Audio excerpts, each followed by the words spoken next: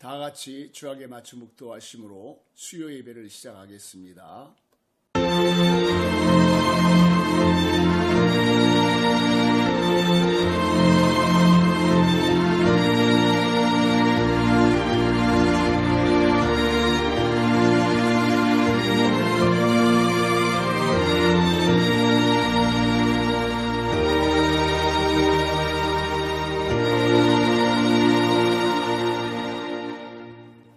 사도신경으로 신앙을 고백합니다.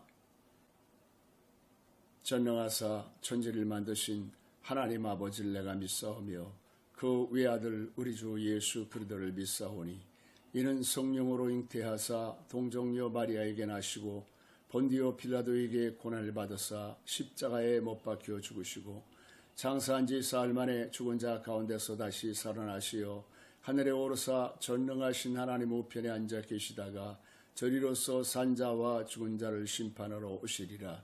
성령을 믿사오며 거룩한 공회와 성도와 서로 통하는 것과 죄를 사하여 주시는 것과 몸이 다시 사는 것과 영원히 사는 것을 믿사옵나이다. 아멘. 오늘 은혜 받으실 하나님의 말씀은 시편 37편 1절부터 11절 말씀입니다. 악을 행하는 자들 때문에 불평하지 말며 불의를 행하는 자들을 시기하지 말지어다. 그들은 풀과 같이 속히 배임을 당할 것이며 푸른 채소같이 쇠잔할 것이미로다. 여호와를 의뢰하고 선을 행하라. 땅에 머무는 동안 그의 성실을 먹을거리로 삼을지어다. 또 여호와를 기뻐하라. 그가 내 마음의 소원을 내게 이루어 주시리로다. 내 길을 여호와께 맡기라. 그를 의지하면 그가 이루시고 내 의를 빛같이 나타내시며 내 공의를 정오의 빛같이 하시리로다. 여호와 앞에 잠잠하고 참고 기다리라. 자기 길이 형통하며 악한 꾀를 이루는 자 때문에 불평하지 말지어다. 분을 그치고 노를 버리며 불평하지 말라. 오히려 악을 만들 뿐이라. 진실로 악을 행하는 자들은 끊어질 것이나 여호와를 소망하는 자들은 땅을 차지하리로다. 잠시 후에는 악인이 없어지리니 내가 그곳을 자세히 살필지라도 없으리로다. 그러나 온유한 자들은 땅을 차지하며 풍성한 화평으로 즐거워하리로다. 아멘. 할렐루야. 하나님의 은혜가 여러분 모두에게 함께 하시기를 바랍니다. 어느 명절날 주인이 밥을 가지고 밖으로 나왔습니다. 하루 종일 일가 친척이 찾아오고 밖에 오는 손님을 반갑게 맞이하느냐 바쁜 하루를 보낸 개는 그날만큼은 특별한 저녁이 나올 줄 알았습니다. 그런데 주인은 예전보다 양을 좀 더 주었을 뿐이지 매일 먹는 사료를 저녁으로 내놓았습니다. 그러면서 아니 자기들은 명절날이라고 소고기 돼지고기를 그렇게 맛있게 먹던데 나는 저녁에 이게 뭐람 원망불평을 하였습니다. 그러자 그 이야기를 들은 옆에 있던 고양이가 한마디 합니다.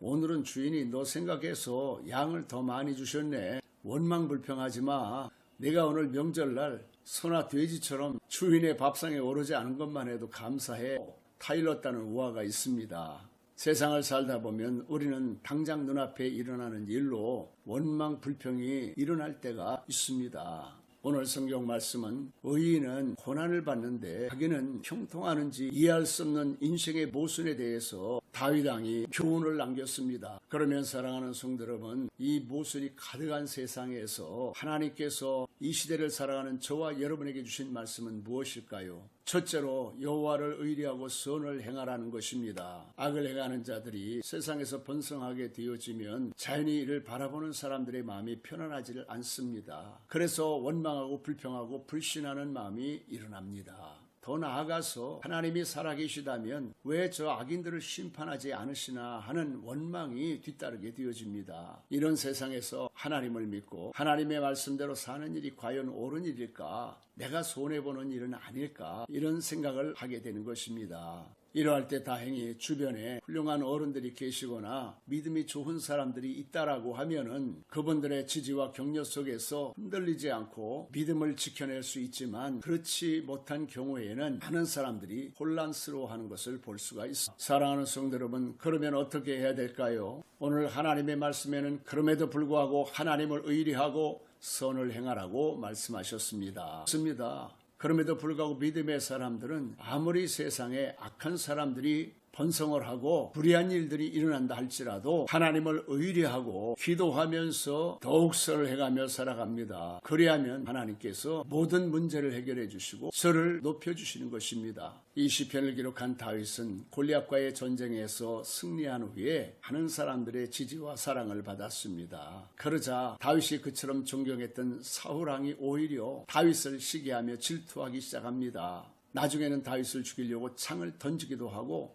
사무엘상 24장에 보면 사울왕은 다윗이 엔게디에 있다고 하는 이야기를 듣고 군사 3,000명을 데리고 쫓아갑니다. 그래서 다윗은 도망가다가 들염소 바위라고 하는 동굴이 있어서 그 안에 들어가서 몸을 숨기게 됩니다. 그런데 사울도 다윗을 쫓아왔다가 다윗이 먼저 와 있는 줄 모르고 그 굴 속에 들어와서 깊은 잠에 빠지게 됩니다. 이때 다윗의 수하들이 왕이시여, 이것은 틀림없이 하나님께서 당신에게 왕을 죽여서 이 싸움을 끝을 내라고 하는 것입니다. 다시는 이런 기회가 오지 않습니다. 이야기를 합니다. 그러자 다윗은 하나님께서 기름 부으신 왕을 내 손으로 해할 수 없다라고 이야기를 하면서 그 일의 결말을 하나님께 맡겨드립니다. 그러자 어떻게 됐습니까? 하나님의 때가 되니 하나님의 손에 의해 다윗을 하나님께서 왕으로 세우신 것입니다. 사랑하는 성도 여러분, 세상을 살아가면서 억울한 일을 만나셨습니까? 불공정하다고 생각을 하십니까? 왜 악인들이 세상을 판치도록 하나님은 그대로 내버려 두시나? 이런 생각을 하고 계십니까? 로마서 12장 17절에 보면 아무에게도 악을 악으로 갚지 말고 모든 사람 앞에 선을 도모하라 말씀하셨습니다. 그러므로 사랑하는 성도 여러분, 하나님을 끝까지 의리하고 선을 행하시기를 바랍니다. 둘째로 여호와를 기뻐하라고 말씀하셨습니다. 악을 행하는 자들이 번성하게 되어지면 그들의 권세 때문에 길 펴지 못하고 살아갑니다. 그래서 악인과 동시대에 살아가는 사람들의 마음은 참으로 힘든 일이 아닐 수가 없습니다. 그러므로 자연히 마음속에 기쁨이 떠나가게 되고 근심과 걱정이 찾아오게 됩니다. 그런데 더 큰 문제는 이 상황이 언제 끝이 날지 모른다라고 하는 것입니다. 그런데 불구하고 오늘 본문에는 여호와를 기뻐하라 말씀하십니다. 왜 여호와를 기뻐하라고 말씀하셨습니까? 여호와를 기뻐하면 하나님께서 그 소원을 반드시 이루어 주신다는 것입니다. 그러므로 하나님의 자녀들은 이 상황을 바꿔달라고 간절한 소망을 가지고 하나님께 기도해야 됩니다. 간절한 소원을 가지고 기도했을 때에 이루어지는 그 기쁨은 이루 말할 수가 없는 것입니다. 그러므로 데살로니가전서 5장 16절 이하의 말씀에 보면 항상 기뻐하라, 쉬지 말고 기도하라, 범사에 감사하라. 이는 그리스도 예수 안에서 너희를 향하신 하나님의 뜻이니라 말씀하신 것입니다. 그러므로 사랑하는 성도 여러분, 하나님을 기뻐하시기 바랍니다. 그래야만 하나님께서 여러분의 소원을 이루어 주실 줄로 믿습니다. 셋째로 우리의 삶을 여호와께 맡기라고 말씀하셨습니다. 악인들과 함께 세상을 살다 보면 그들이 가지고 있는 권세 때문에 때로는 참담한 일을 당할 때가 있습니다. 그렇다고 해서 그 결과를 우리가 바꿀 수도 없습니다. 앞날에 무슨 소망을 가지고 계획을 세울 수도 없습니다.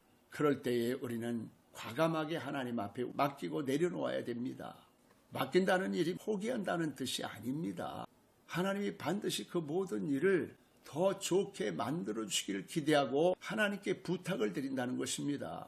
여러분, 우리가 은행에 가면 전혀 낯모르는 사람에게 우리 돈을 맡기지 않습니까? 병원에 가면 우리 의사들이 병을 고쳐줄 것이라고 맡기지 않습니까? 지하철이나 택시를 타면 우리를 원하는 곳으로 데려다 줄 것이라고 조금도 의심하지 않고 택시나 지하철을 타지 않습니까? 하나님께 맡긴다는 것은 바로 이런 뜻입니다. 5절 6절 말씀에 보니까 그리하면 내 길 여호와께 맡기라. 그를 의지하면 그가 이루시고 내 의를 빛같이 나타내시며 내 공의를 정오의 빛같이 하시리로다 말씀하셨습니다.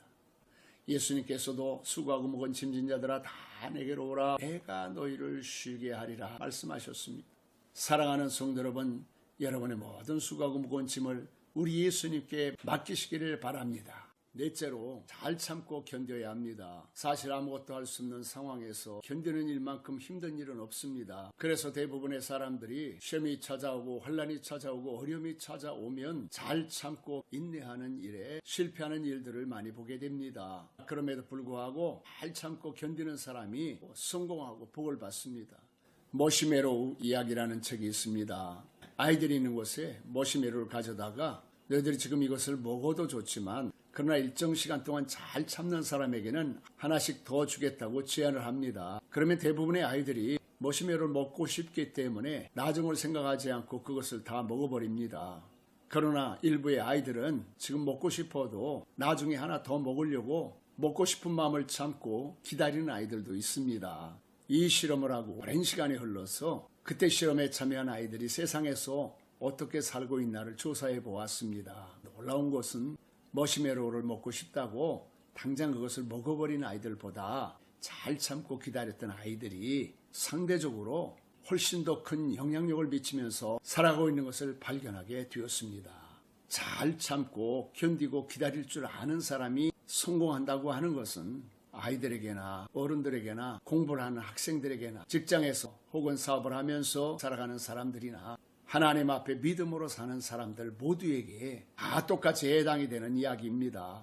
악인이 세상에서 득세하고 이로 말미암아 어려움을 당했을 때에 잘 참고 기다리는 일이 쉽지는 않지만 하나님을 의지하고 약속의 말씀 붙들고 살아가는 사람들은 반드시 하나님의 축복을 받을 수가 있게 되는 것입니다. 말씀을 마칩니다. 불의한 사람들이 세상에서 득세하는 모습을 보고 악인이 형통하는 모습을 보면 마음의 원망 불평하게 되어지고 또 믿음이 위축이 되기가 쉽습니다. 그러나 하나님 살아계심을 믿고 의지하고 여호와께서 여러분의 마음의 소원을 들어주실 것을 기뻐하면서 하나님께 모든 형편과 처지를 맡기고 기다리셔야 합니다. 그리하면 9절부터 11절에 보니까 여호와를 소망하는 자들은 땅을 차지하게 될 것이고 잠시 후에는 악인이 사라지게 될 것이며 하나님 주신 기쁨 속에 화목과 평안이 가득하게 될 것이라고 말씀하셨습니다. 바라기는 사랑하는 성도 여러분, 이와 같은 하나님의 은혜가 여러분 모두에게 함께 하시기를 예수님의 이름으로 간절히 축원합니다. 이 시간 주신 하나님의 말씀을 붙들고 우리 다 같이 하나님께 기도하겠습니다.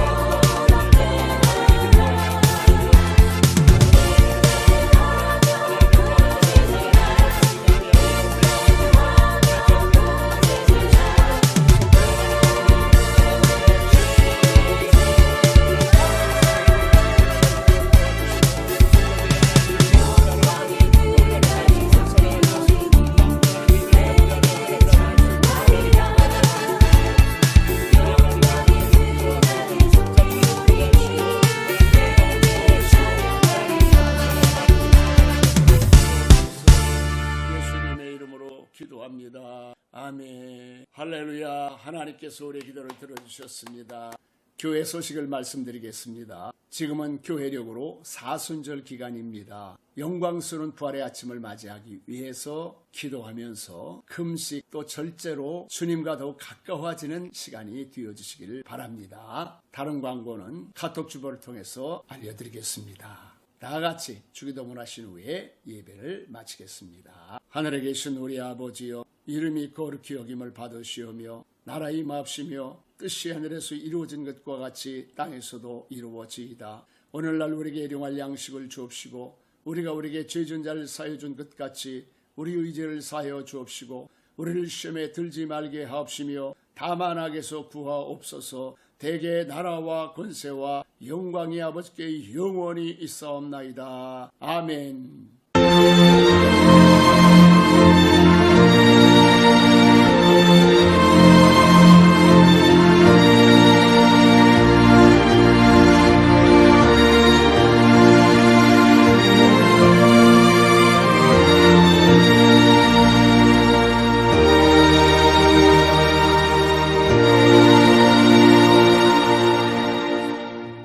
할렐루야. 주일에 뵙겠습니다. 여러분을 사랑하고 축복합니다.